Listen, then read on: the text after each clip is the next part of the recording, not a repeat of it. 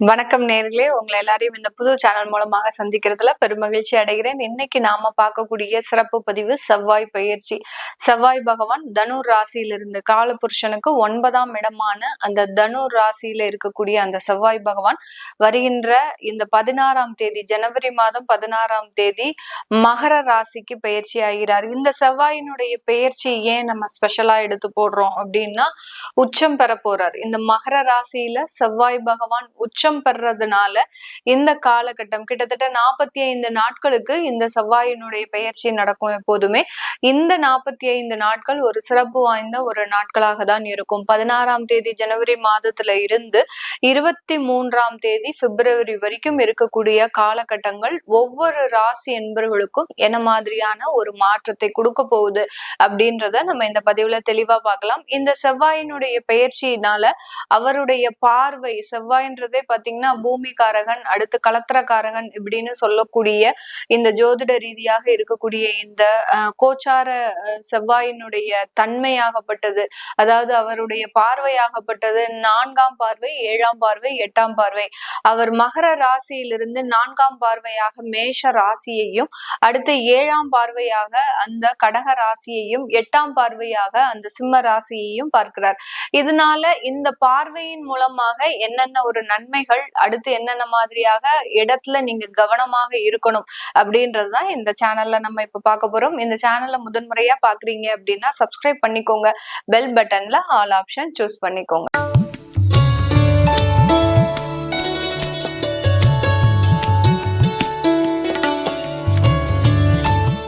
மிதுன ராசி என்பர்களுக்கு இந்த செவ்வாயினுடைய பயிற்சி, இவர்களுக்கு இந்த ராசி என்பர்களுக்கு செவ்வாய் பகவான் 8ஆம் இடத்துல உச்சம் பெற போறார்.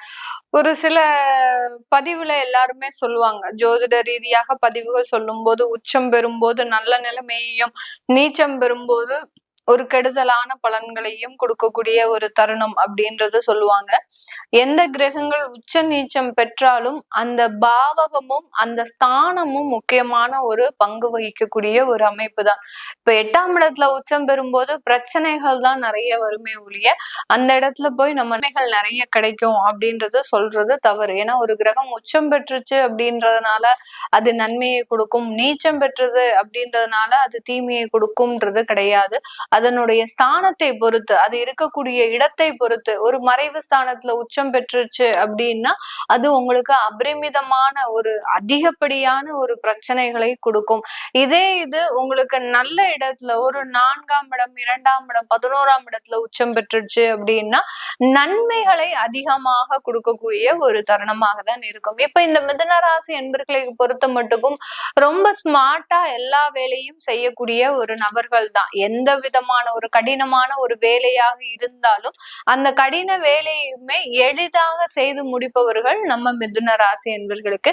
இவர்களுக்கு இப்போ இந்த கோச்சார நிலவரப்படி ஒரு 45 நாட்கள் தற்காலிக சூழ்நிலையில 8ஆம் இடத்துல செவ்வாய் உச்சம் பெற போறார். இந்த செவ்வாய் முதல்ல யாரு அப்படின்னு பார்க்கும்போது இந்த ராசி என்பவர்களுக்கு ருணரோக சத்ரு ஸ்தானாதிபதி, அதாவது மறைவு ஸ்தானத்திற்குண்டான ஒரு அதிபதியே அங்க 8ஆம் இடத்துல மறைஞ்சு போக போறாரு. அடுத்து லாபஸ்தானாதிபதி, லாபஸ்தானாதிபதி அப்படின்ற போது ஒரு நல்ல ஒரு மகிழ்ச்சியான ஒரு வாழ்க்கை, நல்ல ஒரு தொழில்ல ஒரு வருமானம், எப்போதுமே ஒரு வருமானத்திற்கு ஒரு திண்டாட்டம் இல்லாத ஒரு வாழ்க்கையை கொடுக்கக்கூடிய ஒரு ஸ்தானம் தான் அந்த 11ஆம் இடம்னு சொல்லக்கூடிய லாபஸ்தானாதிபதி 8ஆம் இடத்துல உச்சம் பெற்று இருக்கிறார். இந்த 2 இடத்திற்கு உண்டான ஒரு சொந்தக்காரர் தான் அந்த 8ஆம் இடத்துல அங்க உச்சம் பெற்று இருக்க போறார். இப்போ இந்த மறைவு ஸ்தானம் அப்படின்றது நம்ம எடுத்துக்கும் போது இந்த மிதுன ராசி என்பவர்களுக்கு கெட்டவன் கெட்டிடில் கிட்டிடும் ராஜயோகம் அப்படின்றத சொல்றோம். அப்போ 6ஆம் இடத்திற்கு உண்டானவர் உங்களுக்கு 8ஆம் இடத்துல போய் மறைஞ்சிட்டாரு, அதுவும் உச்சம் பெற்று மறைகிறாரு அப்படின்ற போது மிக பெரிய அளவுக்கு கடன்னால வரக்கூடிய பிரச்சனைகள், வழக்குகளா வந்துருமோ நமக்கு, இந்த கடன் பிரச்சனை தேவையில்லாத ஒரு கோர்ட்டு கேஸ் வழக்குன்னு போயிடுமோ அப்படின்னு நினைச்சவங்களுக்கு அதுல இருந்தெல்லாம் சில பிரச்சனைகள்ல இருந்து நிவர்த்தியை கொடுக்கக்கூடிய ஒரு தருணமாக இருக்கும்.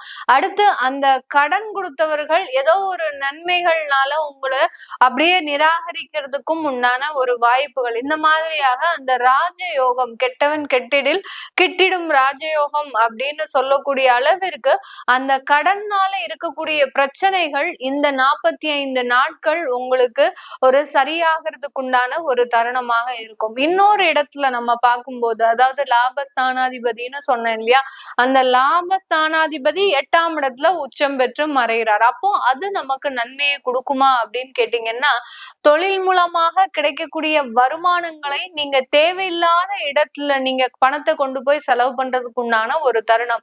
ஏதாவது ஒரு இடத்தை நம்பி நீங்க ஏமாறுறதுக்கு உண்டான ஒரு நேரமாக தான் இந்த 45 நாட்கள் இந்த மிதுன ராசி என்பர்களுக்கு இருக்கக்கூடிய ஒரு தருணம். அப்போ நம்ம இந்த இடத்துல எந்த மாதிரியாக ரொம்ப கேர்ஃபுல்லா இருக்கணும்? உங்களுடைய தொழில்ல வருமானம் வருது அப்படின்னா அதை எந்த விதமான அடுத்த முயற்சிகளுக்கும் நீங்க அதை கொண்டு போக கூடாது. கொண்டு போகாம ஒரு 45 நாட்கள் எந்த விதமான இன்வெஸ்ட்மெண்ட் வேற இடத்துல செய்யாமலையும், அடுத்து பாத்தீங்கன்னா சில இடத்துல நீங்க உங்களுக்கு தசாபுத்தி நல்லா இருந்தது, அதை பத்தி ஒண்ணுமே பிரச்சனை கிடையாது.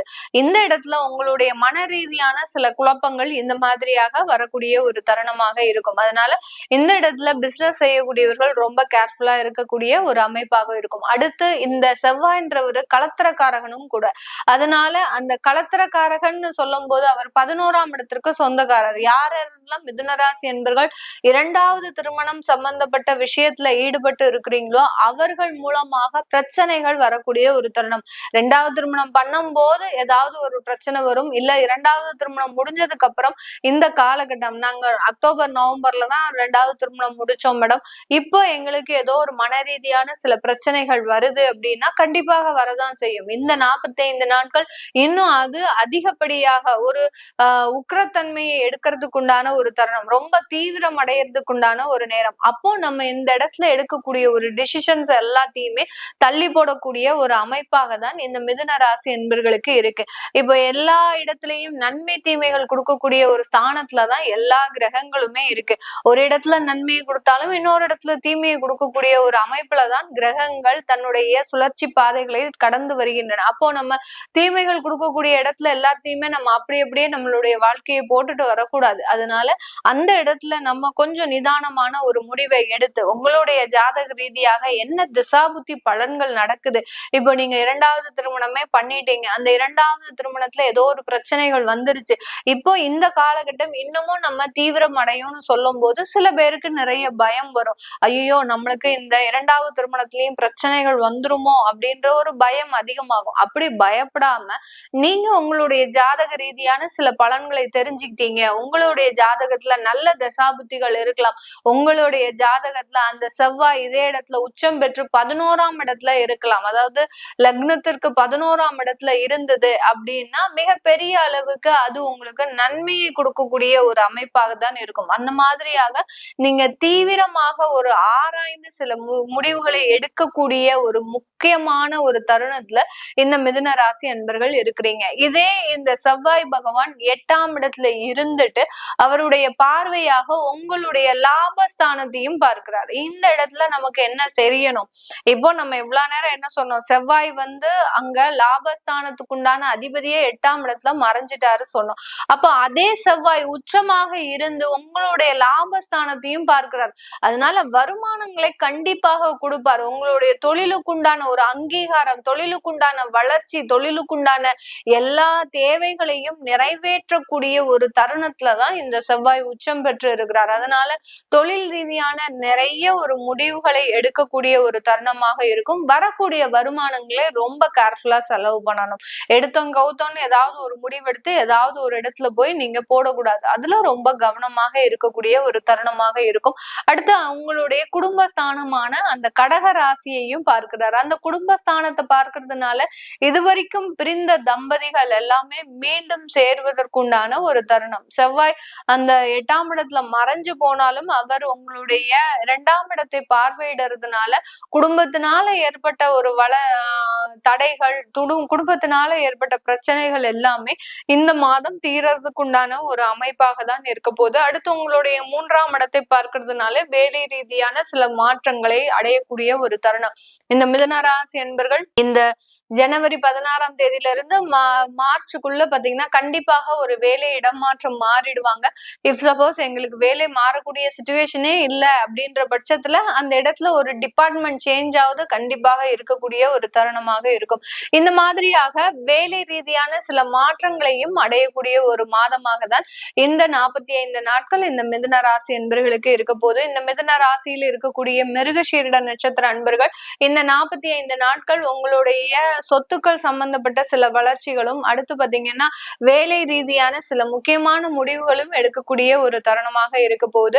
அடுத்து திருவாதிரை நட்சத்திர அன்பர்கள் இந்த காலகட்டம் வெளியூர் வெளிநாடு செல்லக்கூடிய ஒரு யோகமான அமைப்புகளும், மாணவ பருவங்களாக இருக்கிறாங்க அப்படின்னா வெளிநாட்டுல இருக்கிறவங்களுக்கு அங்க ஒரு நிரந்தர உத்தியோகம் கிடைக்கிறதுக்கு உண்டான ஒரு அமைப்பும் இந்த செவ்வாய் உச்சம் பெற்ற நிலை கொடுக்க போகுது. அடுத்து புனர்பூசம் நட்சத்திர அன்பர்கள் இந்த காலகட்டம் உங்களுடைய தொழிலையும் உங்களுடைய வேலையிலையும் ரொம்ப கவனமாக இருக்கணும். கொஞ்சம் கோபம் அதிகப்படியாக வரக்கூடிய ஒரு தருணம். இந்த புனர்பூசம் நட்சத்திர அன்பர்கள் கோபமே படமாட்டாங்க. ஆனா கோபப்பட்டா அவர்கள் எந்த நிலையில இருக்கிறாங்க அப்படின்றது அவர்களுக்கே தெரியாது. அந்த அளவிற்கு கோபம் தீவிரம் அடைவதற்குண்டான ஒரு நேரமாகவும் தான் இருக்கும். அதனால இந்த இடத்துல புனர்பூசம் நட்சத்திர அன்பர்கள் ஒரு 45 நாள் கொஞ்சம் அப்படி கீப் சைலண்டா இருக்கிறது நல்லது. அதுதான் உங்களுக்கு ஒரு நல்ல ஒரு வளர்ச்சியும் கொடுக்கக்கூடிய ஒரு தருணமாக இருக்க போகுது. இது எல்லாமே நம்ம கோச்சார நிலவரப்படி பலன்களை சொல்லியிருக்கிறோம். நான் ஏற்கனவே சொன்ன மாதிரி உங்களுடைய ஜாதகப்படி செவ்வாயினுடைய பயிற்சி எப்படி இருக்க போகுது அப்படின்றத நீங்க தெரிஞ்சுக்கணும். விருப்பப்படுறவங்க கீழே இருக்கிற நம்பருக்கு வாட்ஸ்அப்ல அப்பாயின்மெண்ட் வாங்கிக்கிட்டு நீங்க கன்சல்ட் பண்ணிக்கலாம். உங்களிடமிருந்து விடைபெறுவது உங்கள் ஆஸ்ட்ரோ பூர்ணா. நன்றி, வணக்கம்.